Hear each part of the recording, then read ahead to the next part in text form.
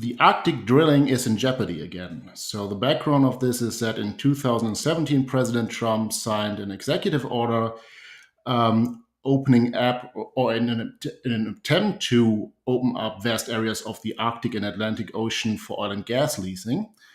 Um, and that would negate a previous executive order by President Obama, who had banned most of that land.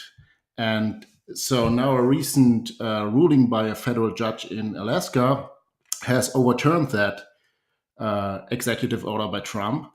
And this came up because some environmental groups, including Earth Justice, sued over this executive order. And the judge said um, in the ruling, the wording of President Obama's 2015 and 2016 withdrawals indicates that he intended them to extend indefinitely and therefore be revocable only by an act of Congress.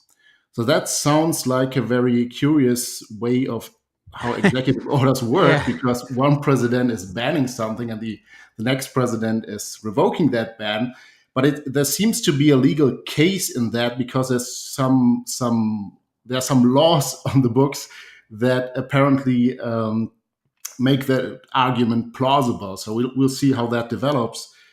But so just to see at what's at stake, the Arctic obviously has great potential for oil and gas.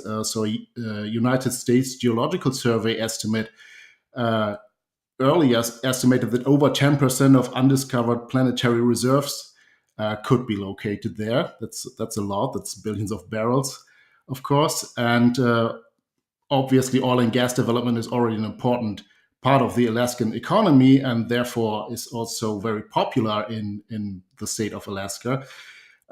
And it just shows again that like these activist groups can sort of ruin your life if you depend on oil and gas development, and you have a job there, and you live in Alaska, and just some outside activists come in and claim that some salmon or polar bear cannot be put at risk by oil and gas development ever. And I find this highly problematic. Besides the legal questions, which I cannot really comment on because I'm not an expert on that. Well, I was looking at your notes for today, and I thought you haven't mentioned yet your most interesting point, which you said something about. You asked kind of the question, why are we so particularly focused on Arctic wildlife? Yeah, yeah. So I mean, there's we all see this pristine imagery in on TV, polar bears in the ice desert and so on, and this seems to play a role because there's no real reason why we shouldn't be more concerned about Arctic wildlife compared to desert wildlife, or Florida wildlife, or what have you. I don't see a real reason why this Arctic Circle is this magic border where suddenly the same project couldn't take place anymore because of some particular risk.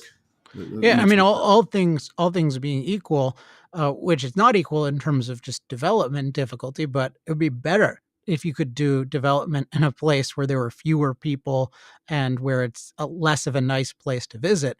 But it's mostly that the Arctic is not a nice place to visit for just about everybody given their resources.